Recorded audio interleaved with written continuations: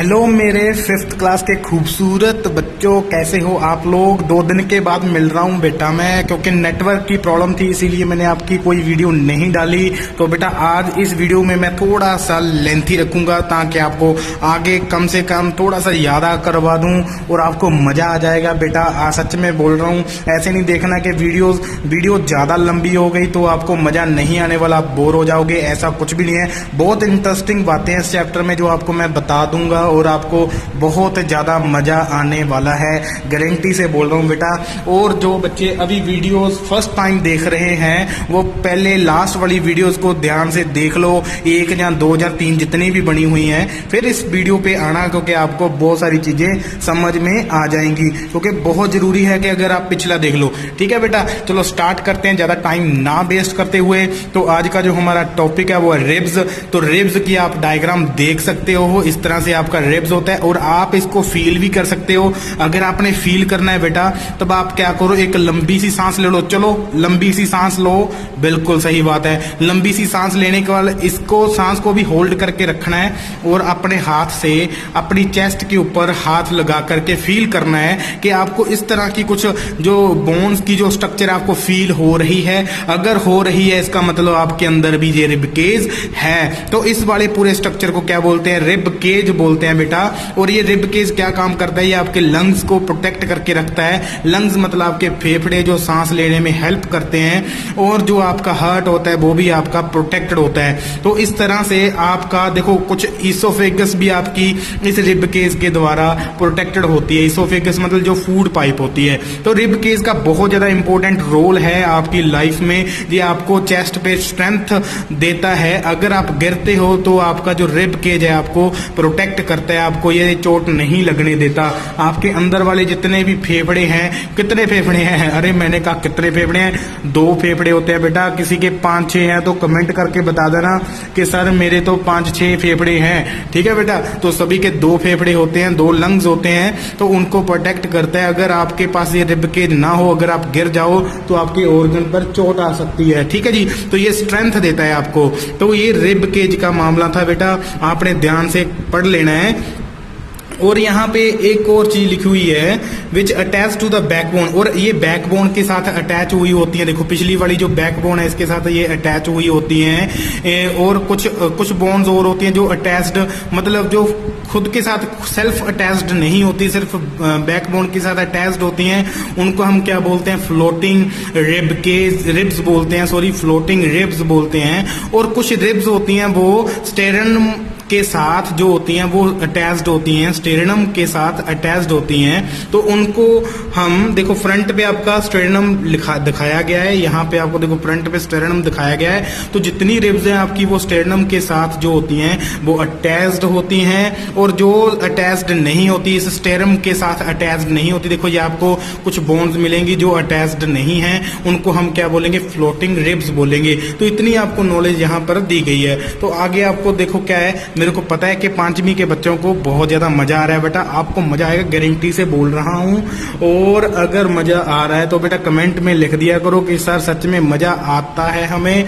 तो मेरे को पता चल जाता है बेटा, मेरे को एनर्जी मिलती है आपके एक कमेंट से, ताकि मैं आपको और अच्छे तरीके से पढ़ा दूं। ठीक है बेटा, आगे लिखा है बैकबोन। आपके सभी के बैकबोन होती है इस तरह से, जो आपको बैक में स्ट्रेंथ देता है। जब आप झुकते हो, जब आप खेलते हो, जब आप सोते हो, तब आपकी बैक की जो स्ट्रेंथ बनाए रखता है वो होती है बैकबोन, जिसको रीढ़ की हड्डी बोलते हैं। और एक इंपॉर्टेंट बात बताऊं, जब आप पैदा होते हो, जब आप जन्म लेते हो, तब ये जो 33 छोटी छोटी बोन्स का ये जो बैकबोन होती है वो बनी होती है। लेकिन जब आप धीरे धीरे बड़े होने लगते हो तो ये 33 बोन जो होती हैं आपस में जुड़ती हैं, और जुड़ने के बाद ये 24 या 22 का जो बोन्स का स्ट्रक्चर बना करके आपकी रीढ़ की हड्डी बना लेते हैं। तो मतलब ये है कि जब आप पैदा होते हो, जो बच्चा पैदा होता है, तब रीढ़ की हड्डी की जो हड्डियां होती हैं वो 33 होती हैं। लेकिन जब आप बड़े होते हो तब वो 33 से 22 हो जाती हैं। क्यों? क्योंकि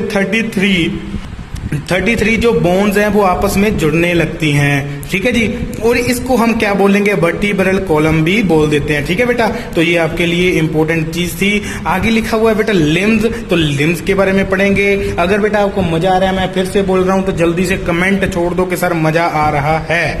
तो बेटा लिम्स के बारे में पढ़ेंगे। तो बेटा कभी भी आपने गलतफहमी नहीं क्रिएट करनी। कई बच्चे लिम्स को हाथ पैर बोल देते हैं, ऐसा कुछ नहीं होता। हाथ बोल देते हैं कई लिम्स को, कई पैर बोल देते हैं लिम्स को, ऐसा नहीं होता। लिम्स आपके दो तरह से होते हैं, एक तो फोर लिम्स होते हैं, एक हाइंड लिम्ब होते हैं। फोर लिम्ब जो होती हैं, देखो लिम्स की बात करूं, जैसे आपकी आर्म्स हो गई, जैसे आपकी लेग्स हो गई, जैसे मैं बात करूं कि कोई गाय है, बफेलो है, तो उसकी कितनी लिम्स होती हैं, तो आप बताओगे उसकी 4 लिम्स होती हैं। और चारों लिम्स क्या काम करती हैं? चारों लिम्स जो होती हैं वो चलने में हेल्प करती हैं। देखो जो बफेलो है, जो काऊ है, जितने भी जैसे डॉग हो गए, ऐसे जो जानवर है, इनकी जो लिम्स होती हैं वो किसके, जो वो चारों की चारों मूवमेंट के लिए काम आती है, चलने में, पैदल चलने में काम हेल्प देती हैं। लेकिन हमारे में देखा जाए, हमारी जो 2 लिम्स होती हैं वो तो चलने में काम करती हैं, और जो 2 लिम्स होती हैं वो कोई वर्क करने के लिए, जैसे पकड़ने के लिए, दौड़ने के लिए, ऐसे हमारी आर्म्स बनी हुई हैं। मेरी बात समझ रहे हो? जैसे कोई जानवर की बात करें, वहां पर भी 4 लिम्स होती हैं और हमारे भी 4 लिम्स हैं। लेकिन लिम्स की बात करूं तो जो जानवर होते हैं उनकी चारों लिम्स पैदल चलने में हेल्प करती हैं। लेकिन हमारी जो लिम्स होती हैं वो 2 लिम्स पैदल चलने में हेल्प करते हैं, दौड़ने में हेल्प करते हैं। लेकिन जो अदर 2 होती हैं वो 2 हमारी आर्म्स हो गई, जो कोई भार उठाने के लिए, दौड़ने के लिए, लमकने के लिए, लटकने के लिए, आपको चपेड़ा मारने के लिए। अरे वाह, क्या बात कर दी सर ने, तो टीचरों बड़ी जैसी बात कर दी बेटा। ऐसे ही होता है, मदर अपनी लिम्स को, अपर लिम्स को यूज करते हैं आपको चपेड़ा मारने के लिए। फादर साहब भी आपकी लिम्स को यूज करते हैं, अपनी लिम्स को यूज करते हैं आपके चपेड़ा मारने के लिए। कितना अत्याचार होता है मेरे बच्चों पर। ओरे ओरे ओरे ओरे। चलो लिम्स की बात करें, 4 लिम्स और हाइंड लिम्स, 2 तरह की लिम्स होती हैं। 4 लिम्स को हम बोलते हैं बेटा आर्म्स। देखो कंस्टिट्यूट्स आवर आर्म्स, आर्म्स में ये कंस्टिट्यूट हुई होती हैं 4 लिम्स। और हाइंड लिम्स की बात करूं तो ये हमारी लेग्स होती हैं। तो लेग्स 2 होती हैं और 4 लिम्स हमारे 2 होती हैं, मतलब आर्म्स हमारे 2 होती हैं। तो आर्म्स की बात करूं तो कई बेटा आपके पास, सभी के पास, जिनके पास 2-2 आर्म्स हैं वो जल्दी से कमेंट कर दो। जिनके पास 6-6, 7-7 माता रानी की तरह बहुत सारी आर्म्स होती हैं वो मेरे को कमेंट करके बताओ कि हमारे पास इतनी आर्म्स हैं। तो बेटा यहाँ पे आपको सीधा स्ट्रक्चर पे लेके आता हूँ। तो देखो बेटा यहाँ पे आपको क्या बनाई गई है, आर्म दिखाई गई है आपकी। तो बेटा आर्म में देखो ये वाला जो अपर वाला पार्ट है, ये वाला अपर वाला पार्ट होता है जिसपे डोला होता है। वो वाली हड्डी जो होती है उसको ह्यूमरस बोलते हैं। और हड्डी से, ह्यूमरस से नीचे, इस हड्डी का नाम क्या है? ह्यूमरस है बेटा। अब ह्यूमरस के नीचे क्या वाली 2 बोन्स आपको दिखाई दे रही होंगी। अगर फील करना है तो फील भी कर सकते हो। तो अपर वाली जो बोन होती है उसको रेडियस, और नीचे वाली बोन को हम अल्ना बोलते हैं। अल्ना ये पता नेम होते हैं, याद करने पड़ेंगे। और जब हाथ की बात करें तो जो ये नीचे हाथ आ गया बेटा, जो ये हाथ का जो जोड़ होता है बेटा, ये देखो बीच वाला जो जोड़ होता है इसको कार्पस बोलते हैं। और नीचे वाली जो हड्डियां आती हैं जिससे आपका हाथ बनता है वो मेटाकार्पस। और जो फिंगर्स होती हैं उसको हम फेलेंगस बोलते हैं। ठीक है जी।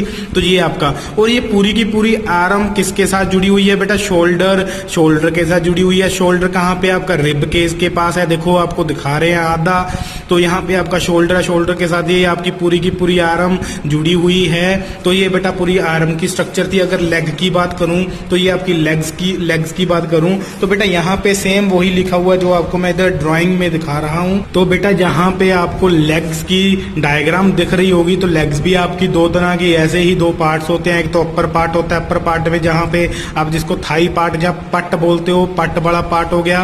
वो पट की हड्डी को हम बोलेंगे फीमोर बोलेंगे। और उसके बाद जो आपका नीज आ जाते हैं, घुटने आ जाते हैं, उस घुटने के जोड़ पे जो हड्डीज होती हैं उनको हम हड्डीज बोल दिया मैंने, बोन्स होती हैं उनको हम पेटेला बोलेंगे। और हड्डी के, अब जो नीज के नीचे वाली जो बात करें, जो लेग्स की बात करें, आपको फील होता होगा कि आपके 2 बोन्स होती हैं, 2 बोन्स होती हैं हर एक लेग में। जो नीचे वाला लोअर पार्ट होता है, तो अपर वाली जो हड्डी होती है उसको हम टीबिया बोलते हैं, और नीचे वाली हड्डी को हम फाइबुल्ला बोलते हैं। ठीक है, कई लोग फिबुल्ला भी बोल देते हैं, मैं फाइबुल्ला बोलता हूँ, आपने ध्यान में रख लेना है। तो बेटा ये स्ट्रक्चर जो थी, आपने यहाँ पे लिम्स की अगर बात करें तो लिम्स में आपने याद रखना कि आपके लिम्स होती हैं 2, एक तो 4 लिम्स और एक आपका हाइंड लिम्ब। हाइंड लिम्ब में आपकी लेग्स आ जाती है, 4 लिम्ब में आपकी आर्म्स आ जाती हैं। आर्म्स की स्टडी आपको यहाँ पे दिखाई गई है, लेग्स की आपको यहाँ पे दिखाई गई है, मैंने आपको दिखा दिया है बेटा, तो आपने ये ध्यान से देख लेना। और यहाँ पे आपको एक नोट लिखा गया है, the longest bone of our body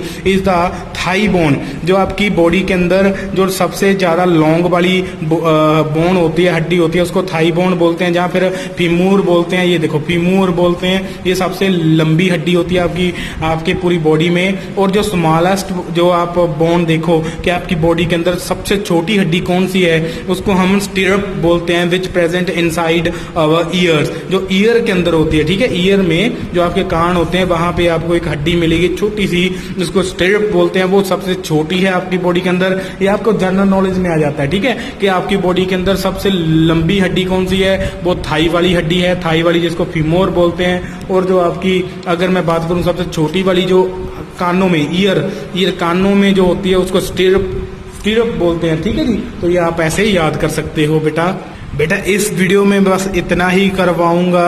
तो नेक्स्ट वीडियो में हम मिलेंगे, ज्वाइंट्स के बारे में पढ़ेंगे बेटा। ज्वाइंट्स जो होते हैं वो कितनी तरह के होते हैं, कैसे कैसे होते हैं, ठीक है, ये पूरे के पूरे बात हम करेंगे।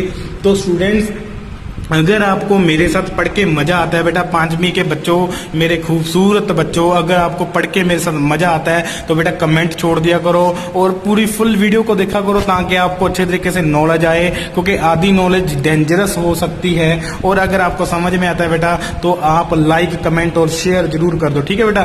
Thank you so much. जीते रहो, आबाद रहो, खुश रहो और पढ़ते रहो, ठीक है जी, लॉकडाउन में। Thank you so much.